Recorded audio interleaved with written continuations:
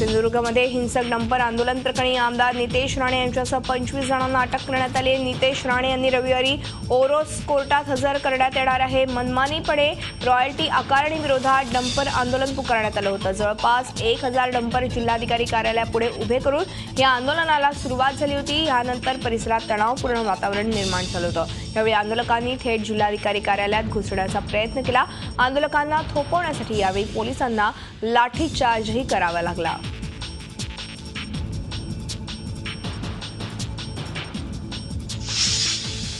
आमदार नितेश राणे यांच्या सिंधुदुर्गातील अटकेचे पडसाद मुंबईत उमटण्याची शक्यता आहे। नितेश राणे यांची सुटका झाली नाही तर मुंबईतल्या स्वाभिमानी संघटनेच्या रिक्षा टॅक्सी बंद ठेवण्याचा इशारा स्वाभिमान संघटनेनं दिला आहे।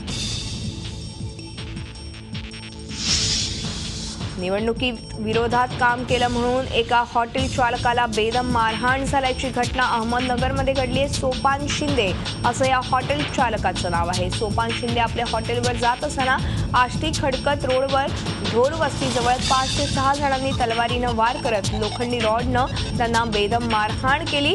सुरेश धस याच्या विरोधात काम करतो का तुला जीवे मारू असं म्हणत मारहाण केल्याचा दावा शिंदे यांनी केलाय। याआधी देखील सुरेश धस यांनी फोनवरून धमकी दिली होती। ही मारहाण माजी मंत्री सुरेश धस यांच्या कार्यकर्त्यांनी केल्याचा गंभीर आरोप शिंदे यांनी केलाय। या मारहाणीत सोपान यांच्या डोक्याला जबर मार बसला असून हाताची बोटं देखील तुटली आहेत। या संदर्भात अहमदनगरच्या कोतवाली पोलीस ठाण्यात रामहरी भोगाडे यांच्यासह 5 अज्ञात व्यक्तींविरोधात गुन्हा दाखल करून आष्टी पोलीस ठाण्यात वर्ग करण्यात आला आहे।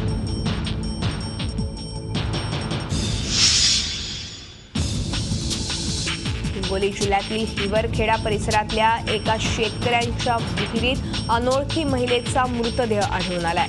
औंढा तालुक्यातल्या जिंतूर औंढा रोडवरील हिवरखेडा येथील किशन सखाराम गीते यांची रोडलगतच्या शेतातील विहिरीमध्ये हे अनोळखी प्रेत आढळून आलं। पुंडलिक गीते हे पाणी काढण्यासाठी विहिरीवर गेले असता त्यांना महिलेचा मृतदेह तरंगताना आढळून आला। अद्यापपर्यंत मृतदेहाची ओळख पटत नसल्यानं मृत महिला कोण आहे हे अजूनही स्पष्ट झालेलं नाही। त्यामुळे ही आत्महत्या आहे की हत्या याबाबत पोलीस तपास करत आहेत। डोंबिवलीतील MIDC परिसरातल्या अल्ट्रा प्युअर फेम कंपनीला लागलेली भीषण आग तब्बल 4.5 तासांनंतर पूर्णपणे विझवण्यात यश आलं। या आगीत काही गॅस सिलेंडरचा स्फोटही झाला। या कंपनीच्या शेजारी गॅस सिलेंडरचे आणखी काही गोडाऊन्स आहेत त्यांनाही या आगीमुळे धोका निर्माण झाला होता। अग्निशमन दलाचे 15 फायर इंजिन्स घटनास्थळी दाखल झाले होते। या आगीमुळे फायर ऑडिट महापालिकेची अग्निशमन यंत्रणा कशी कुचकामी आहे हे आता समोर आलंय।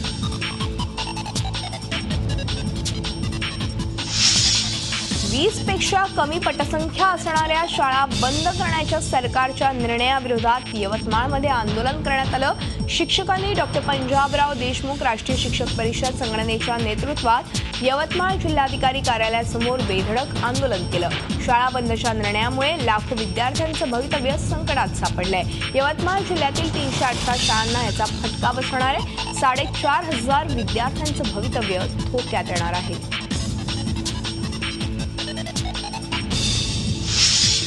महाराष्ट्रातील प्राथमिक शाळेतल्या शिक्षकांचं अधिवेशन शिर्डीत आजपासून सुरू होत आहे। अधिवेशनासाठी राज्यभरातून सुमारे 1 लाख शिक्षक उपस्थित राहणार असल्याची माहिती शिक्षक नेते शिवाजी पाटील यांनी दिली आहे। या अधिवेशनात 7वा वेतन आयोग केंद्राप्रमाणे शिक्षकांना मिळाला पाहिजे। 20 पटाच्या आतील शाळा बंद करू नयेत अशा 20 मागण्या अधिवेशनात मांडल्या जाणार असल्याची माहितीही त्यांनी दिली आहे।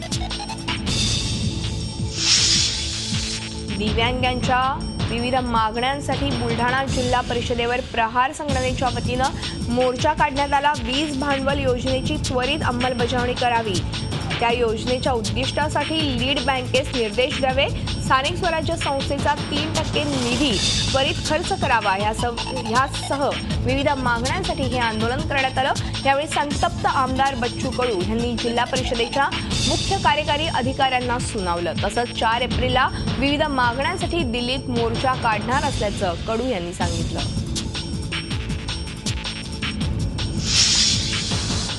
चांदवडचे नगराध्यक्ष भूषण कासलीवाल अडचणीत सापडले। 15 लाखांची लाच मागितल्याप्रकरणी भूषण कासलीवाल आणि अन्य एका विरोधात गुन्हा दाखल करण्यात आलाय। चिंतामण शिक्षक प्रसारक संस्थेत अनुकंपा तत्वावरील नोकरीत सामावून घेण्यासाठी समाज कल्याण विभागाकडे अर्ज केला होता। यानंतर चिंतामण शिक्षण प्रसारक संस्थेचे सचिव वर्धमान पांडे आणि अध्यक्षांचा मुलगा भूषण कासलीवाल यांना नियुक्तीची ऑर्डर देण्यासाठी या महिलेकडे 15 लाख रुपयांची मागणी केली। जमीन हस्तांतरणासंदर्भात खोटी स्वाक्षरी केल्याचा आरोप राज्याचे गृहराज्यमंत्री डॉक्टर रणजित पाटील यांनी स्पष्टपणे फेटाळून लावलाय। रणजित पाटील यांनी 2000 मध्ये अकोल्यातील हरिभाऊ मोहिते यांच्याकडून जमीन खरेदी केली होती। मात्र हरिभाऊ यांचं 2001 मध्ये निधन झालं। मात्र या व्यवहाराची नोंदच करण्यात आली नव्हती। मार्च 2013 मध्ये या व्यवहाराची नोंद तलाठ्यामार्फत करण्यात आली। मात्र यावेळी हरिभाऊ मोहिते यांची खोटी स्वाक्षरी मारल्याची तक्रार मुंबईतील विधिज्ञ प्रशांत निंबाळकर यांनी केली आहे। या संदर्भात डॉक्टर रणजित पाटील यांनी या संदर्भातल्या भूमी अभिलेख कार्यालयाचा अहवाल जारी केला आहे। नंदुरबार जिल्ह्यात काही गेल्या कॉपीचा महापूर थांबण्याचं नाव घेत नाहीये। जिल्ह्यातील शहादा शहरात कॉपी बहादरांनी कळस गाठत खुलेआम कॉपी केली।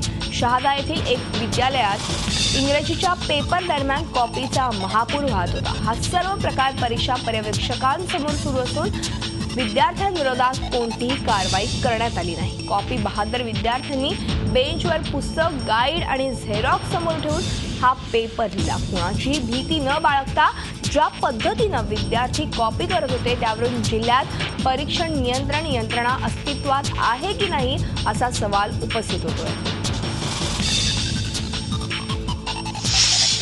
जळगाव जिल्हा सरकारी रुग्णालयातून 1 महिन्याच्या बाळाला पळवून नेल्याची धक्कादायक घटना घडली आहे। अझहर खान असे या मुलाचं नाव आहे। विमा पॉलिसी विचारण्याचा बहाणा करत एका अज्ञात महिलेनं मुलगा पळवल्याचा आरोप नातेवाईकांनी केलाय। पेठ पोलीस या अज्ञात महिलेचा शोध घेत आहेत। या घटनेनं जिल्हा रुग्णालयाच्या सुरक्षा व्यवस्थेवरती सवाल निर्माण झालाय। रुग्णालयात लावण्यात आलेले सीसीटीव्ही कॅमेरे गेल्या अनेक दिवसांपासून बंद असल्याची बाबही यामुळे उघडकीस आली आहे। त्यामुळे रुग्णालयाची सुरक्षा व्यवस्था रामभरोसे असल्याचं या घटनेनं सिद्ध केलंय। भंडाऱ्यात मांग गारोडी समाजाच्या समस्या जाणून घेऊन त्यांचं निराकरण करण्यासाठी समाधान शिबिराचं आयोजन करण्यात आलं होतं। शिक्षणासाठी आवश्यक जात प्रमाणपत्र असल्यानं कारधा गावातल्या नागरिकांना अनेक अडचणी येत होत्या। या संदर्भात या समाजातील नागरिकांनी सरकार दरबारी पाठपुरावा केला। मात्र त्यांच्याकडे पुरावे नसल्यानं जात प्रमाणपत्र बनणं शक्य नसल्याचं प्रशासनानं त्यांना कळवलं। याच पार्श्वभूमीवर जिल्हाधिकारी धीरज कुमार यांच्या पुढाकारानं या ग्रामस्थांच्या समस्या निराकरणासाठी हे शिबिर आयोजित करण्यात आलं। मात्र जिल्हाधिकारी शिबिरातून गेल्यानंतर ते तात्काळ गुंडाळण्यात आलं। त्यामुळे जिल्हाधिकारी फक्त आश्वासन देऊन परतल्याचा आरोप ग्रामस्थांनी केला आहे।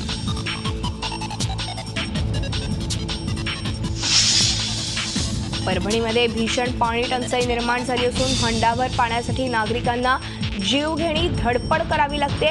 लहानग्यापासून तर वृद्धांपर्यंत सर्वांनाच पाण्याच्या झळा सोसाव्या लागतात। सकाळी उठल्यापासून ते रात्री झोपेपर्यंत सर्व कामं थांबवून फक्त पाण्यासाठी नागरिकांची पायपीट सुरू आहे।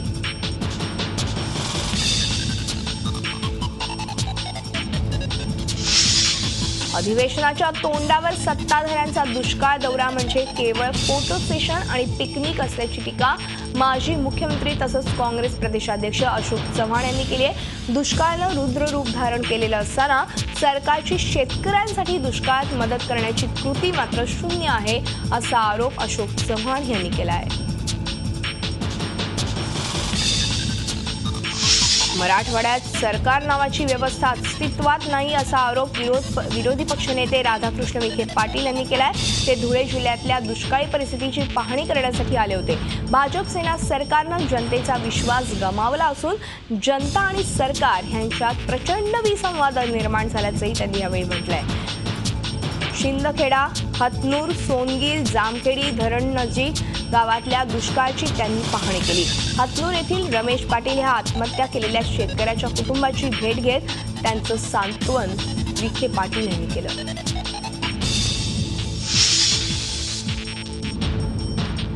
भारतरत्न महर्षी धोंडो केशव कर्वे यांनी स्थापन केलेल्या श्रीमती नाथाबाई दामोदर ठाकरसी महिला विद्यापीठाचे 2016 साल हे शतक महोत्सवी वर्ष आहे। यासाठी दापोली ते मुरुड अशी शांती यात्रा काढण्यात आली होती। रामराजे महाविद्यालय आणि SNDT विद्यापीठ यांच्या मार्फत या शांती यात्रेचं आयोजन करण्यात आलं होतं। या शांती यात्रेत मुंबई, पुणे तसंच कोकणातील महाविद्यालयातल्या हजारो मुली सहभागी झाल्या होत्या। शांतीचा संदेश देण्यासाठी या यात्रेचं आयोजन करण्यात आलं होतं।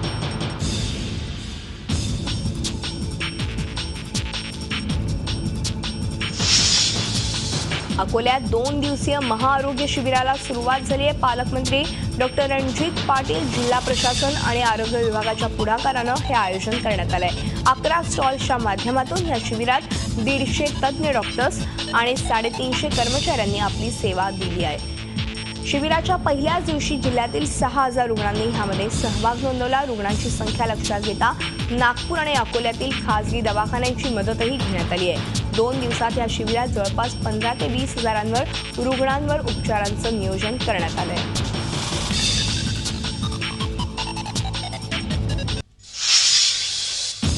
येमेनमध्ये 4 बंदूकधाऱ्यांनी एका वृद्धाश्रमावरती हल्ला केला। यामध्ये 16 नागरिकांना आपले प्राण गमवावे लागले। मृत्यू झालेल्यांमध्ये 4 ननचा समावेश आहे। हे बंदूकधारी आईला भेटायचं असं सांगून या आश्रमात आले होते। रशियात एका घरात काम करणाऱ्या नानीनं 4 वर्षांच्या मुलीचं डोकं कापून हत्या केल्याची धक्कादायक घटना घडली आहे। त्यानंतर तिनं या मुलीचं डोकं हातात घेऊन ती रस्त्यावर फिरत होती। क्रेमलिन कॅम्पवरील हवाई हल्ल्यात मारले गेलेल्या मुस्लिमांचा बदला घेण्यासाठी आपण असं केल्याचं या महिलेचं म्हणणं आहे। ब्राझीलच्या फेडरल पोलिसांनी माजी राष्ट्रपती लुला दा सिल्वा यांना चौकशीसाठी ताब्यात घेतलंय। सिल्वांवर भ्रष्टाचार आणि लाचखोरीचा आरोप आहे। आयर्लंडमध्ये एका कारमध्ये बॉम्ब ठेवल्याची सूचना मिळाली होती। बॉम्ब शोधक पथक घटनास्थळी दाखल झालं, मात्र तपास करत असताना ह्या कारमध्ये स्फोट झाला। या स्फोटात एक पोलीस जखमी झाल्याचं वृत्त आहे। नॉर्वेमध्ये आर्मीचा विंटर सराव सुरू आहे, ज्याचं नाव कोल्ड रिस्पॉन्स 2016 असं ठेवण्यात आलंय। या सरावात 14 देशातील 15,000 जवानांनी सहभाग घेतला होता।